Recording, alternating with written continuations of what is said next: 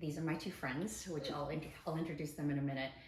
I'm doing something completely uncomfortable for me and it's completely unknown, but I thought, given what's going on in the world and my desire to really put something positive and put some light out in the world, I thought, why not try and record what I do with people in terms of my collaborative workshops. One, I thought the timing of it was very opportune, because some of you that have been following me for a long time know this, but some of you may not. But the emotion that triggered the origins of Sketch Poetic was anxiety. I had severe anxiety. About 3 years ago, my fear of flying, specifically turbulence, had escalated to a point where I didn't want to fly. I was in the height of my career and I wasn't present. I was very much all about work and I wasn't mindful or aware of the relationships around me. And I felt this just emptiness or knocking in my heart that something was more important or greater than what I was doing. So I decided to sketch daily. As most of you know, you see these sketches on my posts, but what you may not know is I took what I did in my business career and I applied it to my art, which is facilitating workshops with people to help them do what I do. So today we're going to do a watercolor workshop. This is, you want to quickly introduce, this is Shane. Hey, I'm Shane. Hi, I'm Em. And they're visiting me from Australia, and they're not only the perfect guests, but they have no idea what they're about to do. So the setting is actually perfect. But listen, we all are experiencing some form of anxiety, and anxiety doesn't have to be negative. Sometimes anxiety helps us do things and respond in ways that I know aren't always favorable, but it also brings awareness to something we might be afraid of. So for me, anxiety repressed a lot of different emotions, and what art did is balance all these heavy emotions that I'd been pushing down and suppressing and repressing, and it allowed me to find a place that was kind of light, playful, something I did as a child, and it balanced my ability to express those emotions on paper. And similar to journaling, you put it on paper and then you kind of just leave it there, and you can choose to burn it, you can choose to keep it in a book. I obviously keep all of mine. And then the other part of it is just to give your emotions permission to be seen. And that's the biggest part of the healing component of this, is oftentimes we think of emotions as this really complex thing. We don't know how to articulate it. And we're in a world that's very communicative, but this doesn't have to have words. It's just a visual expression. So that's what we're gonna do today. I'm gonna apologize in advance that this isn't a high-end video setting, but I don't have editing tools. I'm just going to post it and I hope that this resonates with all of you. I would like, if you have any questions, to post them on the comments when I share this, and then we're gonna go from there. It's gonna be a long video, so I'm hoping to post it on IGTV. Okay, so Shane and Em, the very first thing we're gonna do is pay attention to our breath, because I understand that when you when you look at this, I want you to share with the audience, what is it that you're feeling right now as you look at this setting in front of you? Like, just naturally, what are you feeling right now? I have no idea what I'm doing. No idea what you're doing. No idea. I'm trying to think of, I don't even know what I'm thinking at the moment. I'm just lost in thought. Yeah. What about emotionally? Like, emotion-wise, what emotions are you feeling? Nervous? Yeah, definitely nervous. Okay. But excited at the same time. Yeah, so there's that. Nervous and curious. Yeah, those are great words. So I want you to use those emotions as inspiration for this, okay? Okay. So one of the biggest things that we forget to do is breathe whenever we're nervous. I'm a huge guilty party on that one. I tend to hold my breath a lot. Okay. So I'm not necessarily going to take you through an intense breath work exercise, which I am a huge fan of. I'm just going to have you be present with your breath. Okay. So if I want you to close your eyes just for a second and just breathe, like breathe in. Try to do it in a count of 7. 1, 2, 3, 4, 5, 6, 7, and breathe out. 1, 2, 3, 4, 5, 6, 7. Do that 3 times. I don't need you to hyperventilate. Just breathe just naturally. And then as you're breathing, I want you to be present with your body. So pay attention to where your body is tense. Do you find your neck is tense? Oh, yeah. Do you find your jaw being tense?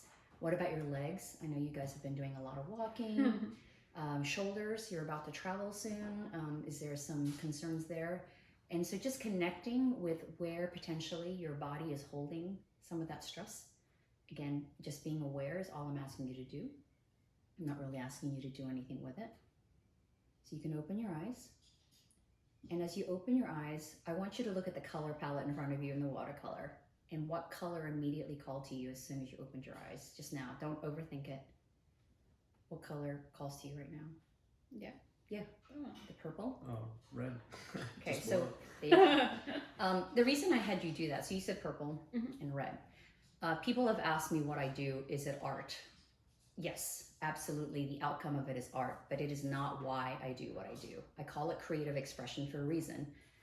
Creative expression can be all forms of creativity. It could be dance, it could be writing, it could be music, improvisation.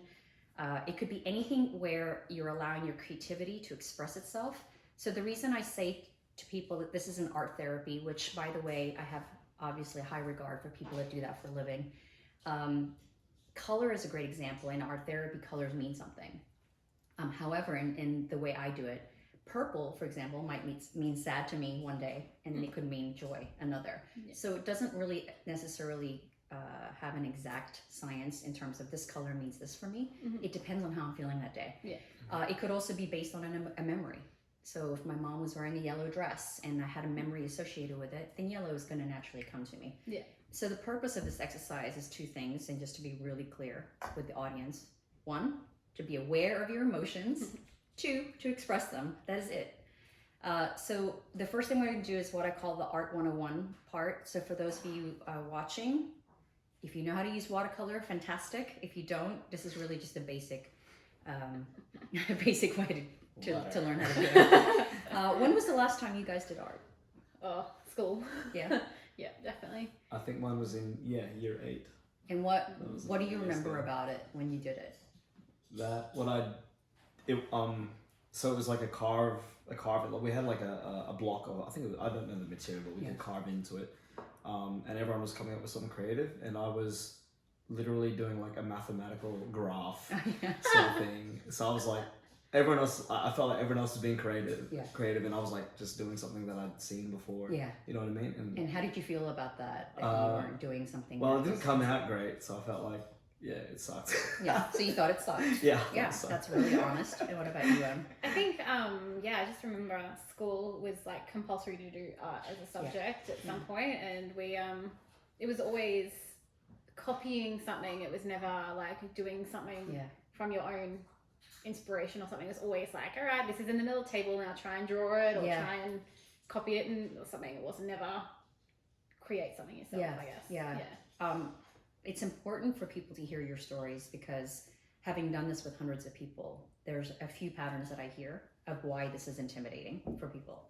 One, they're told at a young age that art has to look beautiful, has to look good, has to be validated by somebody outside of themselves, that it's worthy of being art.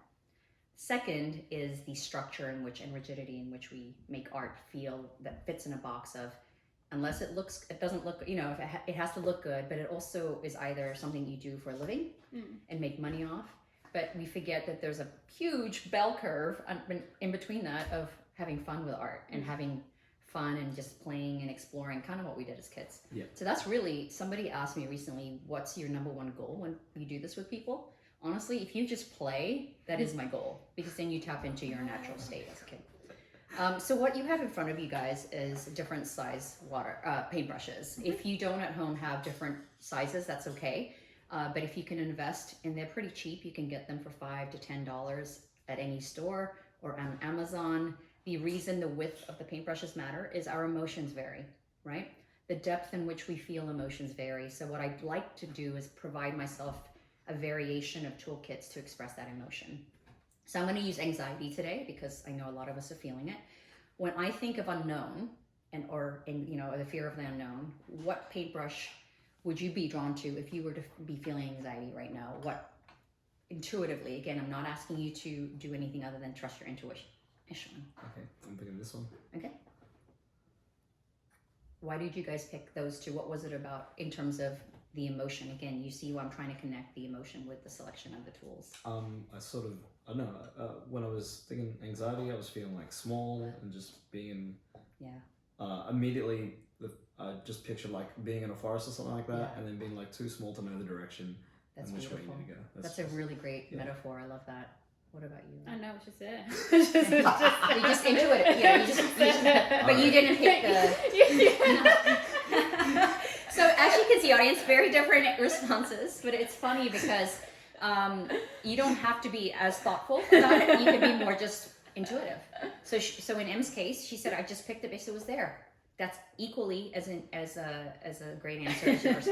But the reason I'm glad you did say what you said is, depending on where you sit in that spectrum of that emotion, so anxiety, like you said, you're lost in the forest, you went small. Some people have a very different response. They want to go big because they're so afraid. They just want to so some people will choose the big, thick paintbrush, and for the same reasons, because they're afraid and they just want to, Well, I was actually thinking of I'll use the big one, and then when you said anxiety, I was like, no. Yeah.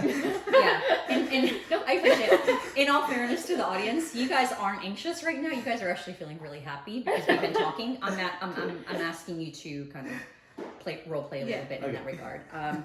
So why watercolor? For those of you that have been following me for a long time, I've used ink, inking, sketching, and I still recommend that because it's, like I said, portable. I do it at a coffee shop a lot. But again, pen can be very intimidating for people, so this is an easy way to kind of ease into this idea of art as a tool for healing. So watercolor is a very forgiving medium. Unlike acrylics and oils, sometimes if you make a mistake, it's really hard to undo.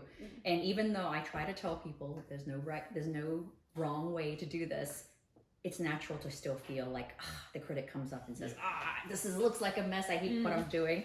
So I want to acknowledge that. And so watercolor, what's great is what I'm going to have you do is dip your paintbrush in the water. And so the way watercolor works is the more water you have on the brush, the more you can kind of interact with the color. So pick the color that you had answered before. You chose purple, you chose red. Yep. For the audience, the longer you keep your paintbrush in the color, the more saturated the color will be on the paper. So what that means is the longer you're dipping the paintbrush in the color, when you put it on the paper, it'll look thicker, it'll look more opaque. But the less you do it, the more water you put in, it'll be more transparent. So for now, I just want you to practice. Again, this is not expressing, you're just doing Art 101. So go ahead and on your paper, just have fun playing with the purple and the red and just see what it looks like. See how dark it is? And it doesn't even look like watercolor. So if the audience sees that, it's very thick. Now what I want you to do is add more water to it. And go around the edges of what you just did and watch how the water interacts with your thing, with your initial paint. See how it's interacting with that? And try to go around it, around the radius, and see how transparent you can make that color be. So add more water. And note how you're feeling as you do it.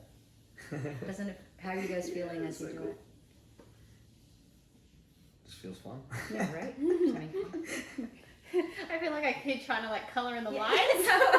Yeah, because you want to color in the lines, but the idea is to just have fun.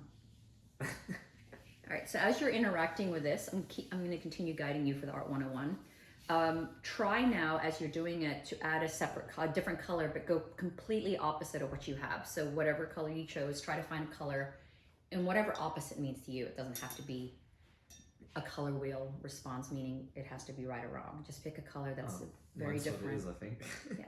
Green's opposite, right? Yeah. It can be orange. And then what I want you to do is do two things. One, go put it in another place on your paper, and then interact with the color you just did. And just, again, watch your paintbrush. Don't watch anything else other than what you're doing on the paper. Interact with the other color. Yeah. So add more water if you want. Overlap it, 2 dots. And I'm going to show you some techniques too. Yeah, keep on going. This is not, again, notice I'm not asking you to do anything other than experiment with the medium and the tools.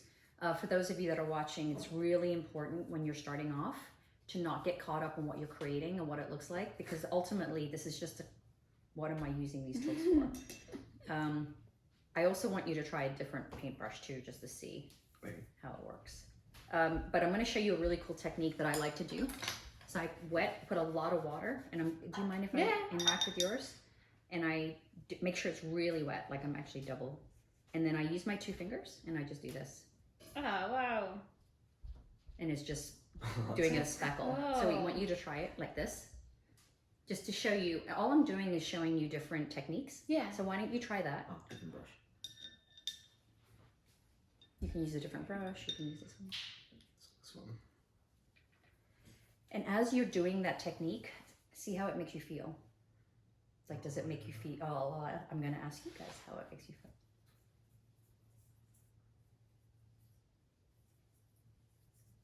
Oh, you got the fan brush.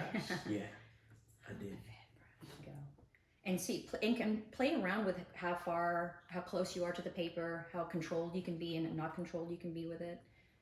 And then interact with those dots by finding one and maybe making it bigger. Like just like colouring it in. Yeah, color it in, have fun. How did that feel, by the way, as you were doing that? It's kind of fun. Yeah, it's Yeah. fun. I feel like I'm making a mess of. Yeah, that's of a the good table. no, don't worry about that. So this is, again, another technique. So again, for those of you that are watching, I'm just showing you techniques. Yeah. What I would like you to do as you're playing around, so if you're watching this and doing it with us, just have fun and just explore. So normally I actually have a lot more tools, but I want to be mindful that some of you that are watching don't have all the resources that maybe some of us may have. But you can use things in nature, like leaves are a great source, kind of like a stamp. I have used liquids that aren't in the watercolor format, like wine. Us moms, we do need them at times. Coffee stains are really good, like using espresso liquid is really good. So you don't have to always have all the right materials. Sometimes it's fun to explore what you have. If you're doing this with kids, I know I've done it with ketchup, soy sauce, just anything that's around the house. And again, I want this to be an accessible practice for people. I don't want it necessarily to be just a practice for people that can afford these types of supplies. And then the other thing is, this tool is a spray bottle. If you don't have a spray bottle at home, what you can do is just use like a sponge and just kind of, or use your hands and sprinkle the water. But the idea is, and I'm going to just do it on Shane's piece of paper, you spray the water, just spray the water on the paper, and then using any color there, interact with that water. You find a piece of color first. Oh. Yeah, sorry. And then interact with that water you just did and watch what happens. Oh, that's cool. So you can use the same thing. Why don't you spray? That's so cool. What was cool about it? Just, I don't know, it just sort of like just spread out. It's kind of like, you know, when you like see a syringe like filled with blood or something like that, and you know, All right, I want to see him do it and tell me what you're feeling as you're doing it. This is a really big brush. Yeah. What made you decide to go with a bigger brush? Cool. Try something new. Yeah, good for you. I love it. Yeah, and that's a really good thing to do as well, is to kind of pour it around. Honey, I'm doing art. You are. See how you naturally are laughing? When I do this some workshops, some people fold in and they get really quiet because they're really already, they're concentrating and getting into flow. What was that response? That was cool. Yeah. What does it I feel want to like? keep doing it. Yeah. We're adults. Yeah. So if you guys can't see this at home, when you spray the water or put water down first, before you even put any color, and then you put the color on top of the water, what you see is this beautiful, kind of like you're looking in a microscope. You see how the color interacts and spreads in the water. And the reason that's important is it's creating an awareness of a moment. So again, going back to my backstory, I had started doing this because I was very much not present. I was very busy with my work and doing things and not really being present in the moment. And playing with art just makes you present. It's by the nature of what you're doing, it keeps you in the moment. And so this Art 101 class, you guys don't realize you're already creating art. The moment I would have told you you're going to create an art piece, you would have potentially, you know, had all these emotions around it. So the idea is, don't think of it as art. Think of it as just playing for now. So I want you to play around with it a little bit more. A couple of things I want you to think about is I want you to pause and look at what you're doing. And even though it was an Art 101, what parts of it is calling to you and why? What are, like, visually, what are you drawn to right now? I like all the spots. What is it Okay. about it that is you're drawn to? I think that it's just like so random, Yeah. and there's like big ones and tiny ones, and it's just So you like the randomness? yeah, I like the randomness, and it's something that just kind of created by accident rather than me actually putting a brush to paper. And is that something that you normally do in life? Do you allow yourself to go like that? Probably not as much. Yeah. So that's Yeah. potentially why you may be drawn to Yeah. it. Okay. What about you? What do you I'm notice? gonna say the orange part after we did the spray and I put the brush in, it just sort of like went everywhere. I don't know, it just looks different to everything else. Yeah. Like it's like all looks like strokes and whatnot, but that just isn't. So it feels more organic. Yeah, it's more unique. And the same with this weird, I don't know. Yeah. Weird thing. It looks like a weird. Yeah. Sideways mushroom. I have to share this. I have to share this with the audience because before we started, it Shane's like, I'm going to do a dog, and I said, I understand that's what you want to do, but what I'm going to ask you to do is not think of an object because we're so quick to do something we're comfortable with, or it puts us in a comfortable place. And the entire purpose of me even doing this video is we are in just so many unknowns right now in the world, and it's so easy to go somewhere of comfort, to shut down and do something that is very comfortable. Yeah. But part of the reason I am so passionate about what I do, and I really share this with a lot of people, I force myself to sit in the discomfort of the emotion. All my life, if I was uncomfortable with an emotion, I wanted to push it away and just do what I was good at, or just do something that I was happy and joyful all the time, even though I might have been sad or angry. So now what this practice has allowed me to do is sit in the emotions I'm not comfortable with. So that's the reason why it's another great tool for healing, because part of our healing is to acknowledge the emotions we may not want to feel comfortable feeling. So what I'm going to have you do is do that. I'm going to get you guys 2 new pieces of paper, and then I'm going to have you pause, and we're going to start doing the creative expression piece. And I'm going to have you put that one aside when you're done. Excellent. So you can just put it in the middle so the audience can see it. Let's do more dots. All right. So, So Picasso. I love it. So how did that, just for, again, Art 101, how did that feel? Cool. How are you feeling now versus when you first started? Less anxious. Oh, I'm so nervous. But what are you Sure. nervous? What is it that you're nervous about? That's I very don't common. actually know what's gonna happen now. Oh, So. yeah. Ah, good. So guess what is going to happen now? You're going to do it on your own. So what we're going to do is the same thing, but let me explain what's going to happen. I'm going to be here and I may do additional prompts. Okay. And this is going to be the uncomfortable part of watching this because there's not going to be a ton of talking. 2 things you've noticed, I don't have music going on. If you can, I do ask you to do it in silence first, only because it is uncomfortable for a lot of people. And silence really allows you to allow your thoughts to pass. And that's the second reason I want you to do one on your own. And I'm going to be silent in this and observe. The thing we're going to do now is basically do what I do, which is I'm going to have you again do the same exercise. Close your eyes. You don't have to do it right now. I'm going to have you do it when you're ready. Imagine you're at home. You can just relax into it. You're back in Oz and you want to do this at home. So you get some watercolors, set a piece of paper down on a table, and you're just going to sit there and just allow yourself to feel what you're feeling. And then you're going to breathe, just settle into it. And then you're going to do exactly what I asked. Open your eyes, look at the colors. What color comes to mind? What paintbrush comes to mind?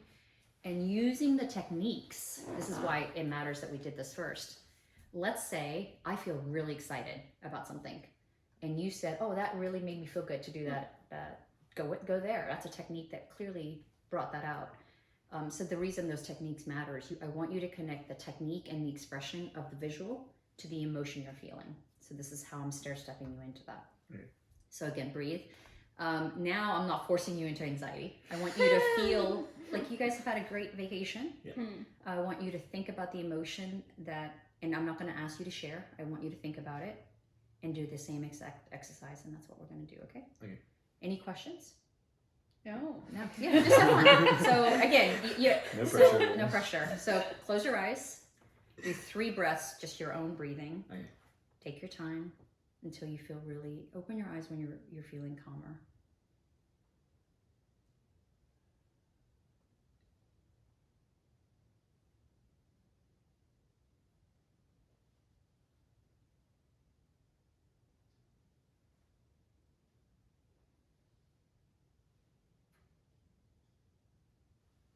All right, so get started, and you can pick a paintbrush. And again, I'm going to introduce some new prompts as you're doing it, but for now.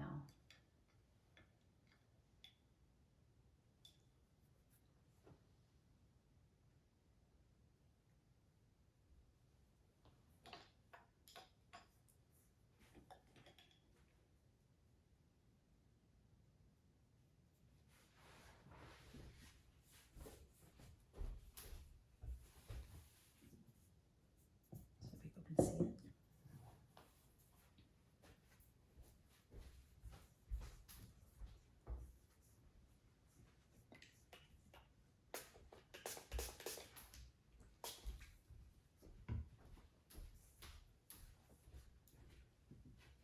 So for those of you that are watching, this is where I recommend you do this with yourself or with your child, especially if you have kids at home. Have them watch this video and start along with us and just play.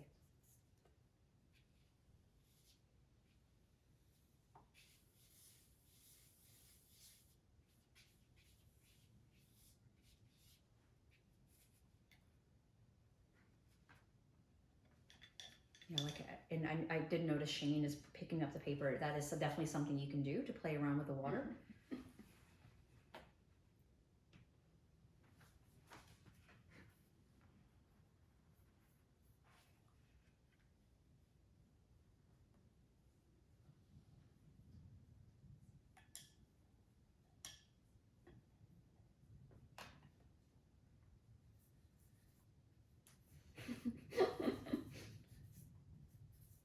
I feel like it's all going. No, don't worry about it. That's the other thing. I mean, I'm glad you're bringing these things up. Making a mess is part of it. And, you know, obviously I could have prepped the table and put something down, but this is watercolor. So the other reason I love watercolor is it's easy to clean versus... Makes me feel yeah. better.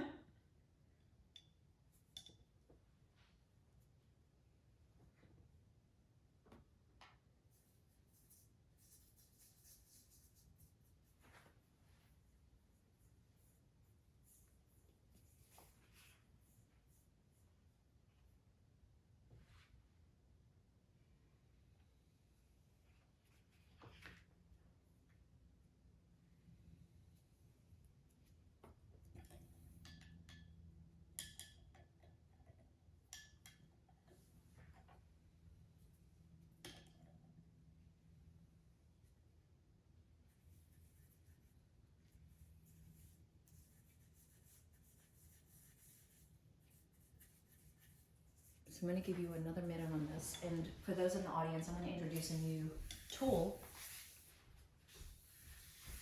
And you can use anything. I have this really cool chime that I use. So one of the things that happens when we create is we get stuck in a perspective. So what is very common if you're trying to do this as a form of healing or a form of expression, you get really excited about what it looks like. And while I do love that people get really excited about what it looks like, what it can do is get you back to doing this trying to make it look good. So what I do is I introduce a chime. You can do this with your iPhone, set a timer every 2 minutes. And every time I do this, you're gonna turn your paper a different degree. Okay. So if I asked you could do that now, 90 degrees, just look at different angles. Do a whole 360 if you want, just to see what it looks like, and then pick an angle that is different than what you were doing before. Okay, so there you go. So I'm going to do that throughout the session. And why do you think I do this? I mean, I shared with you some reasons why I do it, but for your perspective, what did it do when you turned it around? Gives a new perspective of what's happening on the page. Yeah, absolutely. Yeah, same thing, I think. Yeah. Yeah, just different angle. Did you see anything different? I don't know if I saw anything different. I think I just gave you a different perspective. Yeah, no different. idea. To the other side. Yeah. No idea for me. Yeah, and having no idea is an answer too, right? You don't have to have an answer for everything. That's what's great about it.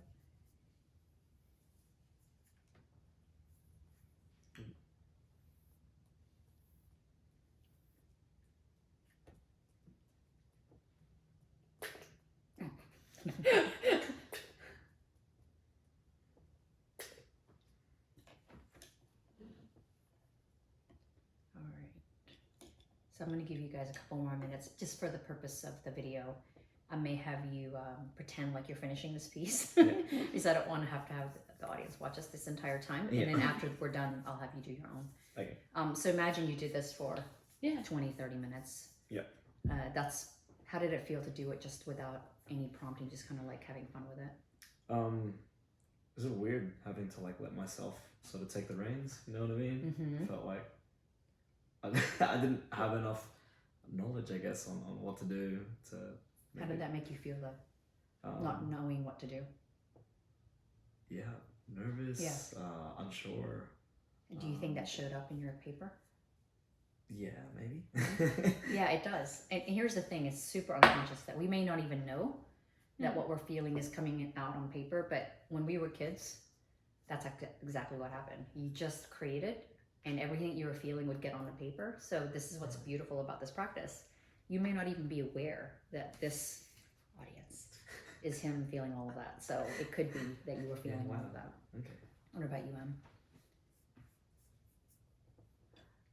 What was the question? How did it feel to just do it on your own? I felt really good actually, I think. Yeah. What was the emotion you guys were feeling? Where you guys went into it?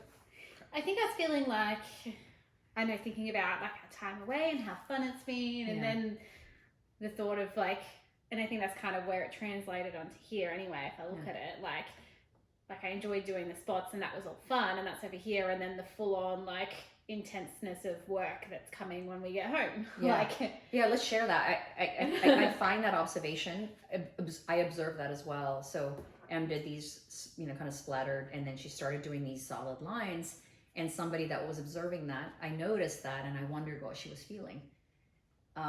And so the reason, and some of you that have been following me a long time know, I tend to be a deep thinker, and I can tend to overanalyze things, but in this case, this is how Em is showing up to me in terms of, if I didn't look at her and I just saw her piece of paper, she's telling me something about how she's feeling right now. And if we just take the time to watch the people we love and care about, we're doing this to each other all the time. We just don't know it. That straight line might be a behavior or an action that she's changing. Her posture has gotten stiffer, as an example. And you went from this to this, like where did the squiggly line? And so what we aren't aware of is how we express ourselves visually is how we're unconsciously doing it in real life. So there is a connection with how we visually express how we're feeling. So that's the reason I asked. Yeah. So I actually thought yours was a great example of that, where I could tell you were thinking or shifting your thoughts because it showed on her paper, right? And so for those of you in the audience, this is really important. I'm giving you permission not only to sit with the emotion you're feeling, but I'm giving you permission to allow your thoughts to pass and give it space to sit, because sometimes there's a thought that we don't like and you judge it, but there's no judgment necessary. It's just a thought. Let it pass, but let it be expressed on paper. So the reason I had to kind of pause here for a minute, because I don't want the video to be too long, I'm going to have you take the piece that you did earlier. And this is the other part of this. This is called inking. So for those of you, again, that have been watching my journey on Sketch Poetic, you'll see that I do what I call a watercolor and ink practice. So if you don't mind, Shane, passing the ink. So here's the pens I use. They're called Micron. Again, if you are resource constrained, you're on a budget, office pens are fine. You can get a big pen at this isn't about what quality pens you use. What matters more is that you try it out. So what I'm going to have them do is what I call inking. So what inking is, and you're just going to use your chew that you did earlier. They should be fairly dry by now. If they're not, just find an area that's dry. Yeah. And I'm going to just use Shane's for now. Using my ink, again, similar to paintbrushes, I like to have different widths just because different emotions mean different things for me. So for example, if I'm really feeling focused and wanting to go deeper into emotion, I tend to go really thin. But if I'm just having fun, I like to go thick. So I'm gonna just use this pen. And so I look at this, and if I were Shane, I'm gonna have him, think of it as the opposite of a coloring book. Okay. I'm gonna have you outline or bring things to life. So similar to like a Rorschach test, you know, those tests where you look at ink blots and you see something, or you're looking at a cloud and you see something. I see 2 clouds. That's what you're gonna do. You're going to do this. So for you in the audience, you're gonna take your very first one that's dry, and you're gonna look at it, and I'm gonna go, oh, that's interesting. I see something here. So I could either outline it. So I'm gonna outline the shape. This calls to me for some reason. I might see something, or I can do, I can create texture within. So let's say I thought this looked like a leaf. I'm just gonna give this an example. So then I just add a leaf. So what I'm doing is bringing an image out from the watercolor, and I'll explain why this is very different than watercoloring and why it's equally as powerful for a healing technique. Okay, cool. So you do that, and same. Oh yeah. Yeah. That one. You can just choose whatever you want. So while you're doing that, I'm going to explain why this is a really good technique for you guys. So for the audience, inking is, again, I call it the reverse of the coloring book, because what ends up happening is we tend to see things, but we see things with kind of our eyes blurred, as if like we're not really paying attention to what we're seeing in front of us. It is a bit of a metaphor. But what I'm asking you to do is, as you're watching and observing everything around you, so let's look at the fear in the world. I went to the grocery store the other day, and I noticed some people had a very nervous energy, but were smiling. And some people had nervous energy and seemed really scared, right? So what I did is I looked at them as like these paintings, like they're walking around with all these, you know, different strokes.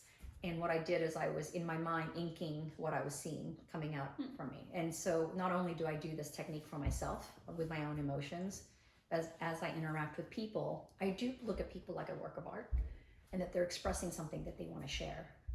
And if I could only take the time to just sit with their energy and just look at what's coming out, I see beyond the surface. Do you understand the metaphor of that? And so as you're doing it, what kind of things are you seeing in your pieces? And it could be just outlining, how does it make you feel to do it? I saw a dinosaur. You did? Yeah, it's cool. It's so cool. I love that. Won't even lie. No, that's So exactly. You see a dinosaur.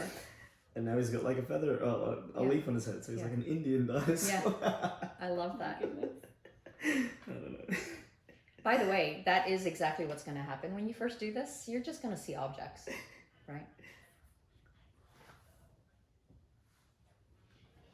I think I just like noticed how when we did like the splatting on top of some already wet paint, how it like, I don't know, how it split, like how it, I don't know if you call it interacts or just like changes and like kind of bleeds out a little bit into the other color. Yeah, absolutely. How's your dinosaur going? Yeah, I don't know. Very dino-like. But what's it like to see it coming out of the watercolor that that's actually really cool. Yeah, right. It's interesting because this wasn't even something that you purposefully tried to create. You were just having fun with it. It was just walking around the water. Yeah, that's interesting. Now I wish I knew how to like actually turn this into a dinosaur. So pay attention to when that happens. Okay. It's okay to want it to be a dinosaur. What happens though is if you shift to obsessing about it looking like a dinosaur and forgetting why you're doing it, that's what we do in life. Is when we start to judge our emotions to where it's like, well, that doesn't seem like I should be feeling this emotion. Yeah. So imagine, let's say you have a fight with a sibling and you're really pissed off at that sibling, but you feel bad because you shouldn't really be pissed off because what they're saying should be compassionate. So we judge our emotion and we don't allow it to show or surface. Yeah, right. Similar.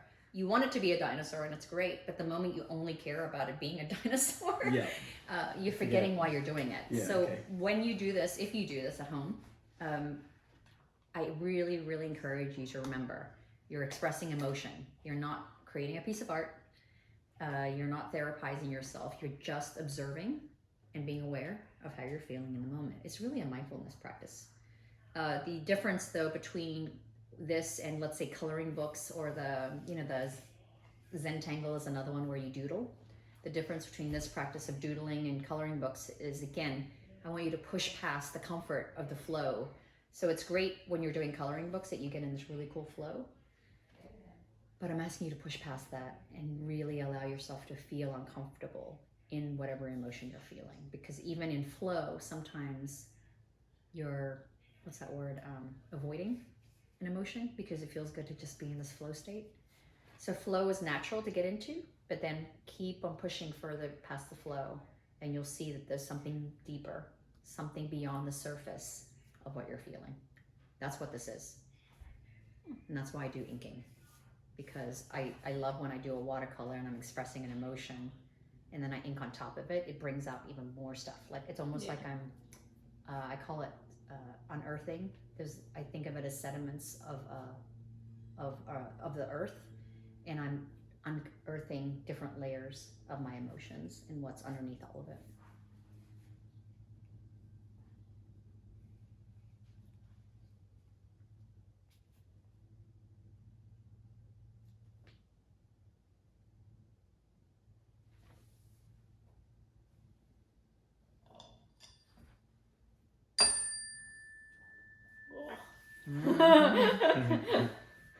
That's right. Turn it around.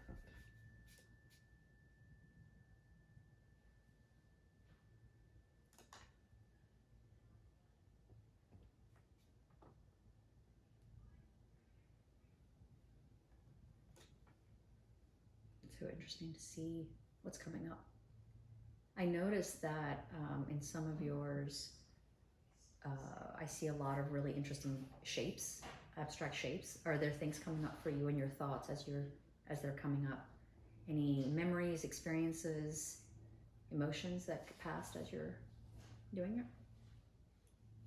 Not necessarily. I can't. You're just in flow then. Yeah. Just sort of Going with it. drawing stuff. Yeah. You can do this in the plane. Yeah. You can. 13 and a half hours. No, I'm serious. Bring a set and do it on the plane. I highly recommend it.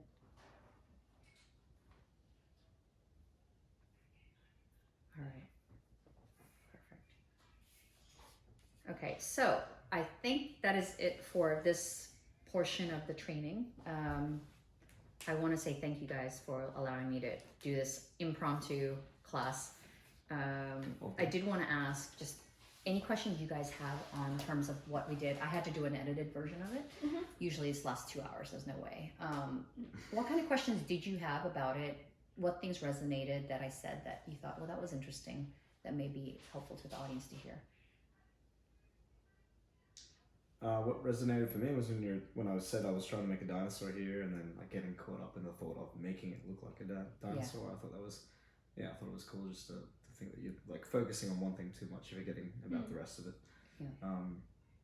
I guess the real questions I had going on in my head were like, am I doing this right? Yeah. Is this okay? Thank you for sharing that. I'm going to table that because I do want to answer that question. What about you, Anne? I don't know. I think it was just kind of fun just to not really be thinking about anything and just go for it, really, I guess. So the reason I wanted to go to M, because I want to make sure I answer both questions, is I'm going to go back to a word you used in the beginning that's going to answer his question. Am I doing it right or wrong? Okay. Number one question I get. Is this right? And then you're looking at your friends and you're like, oh, theirs looks better. That's called the critic.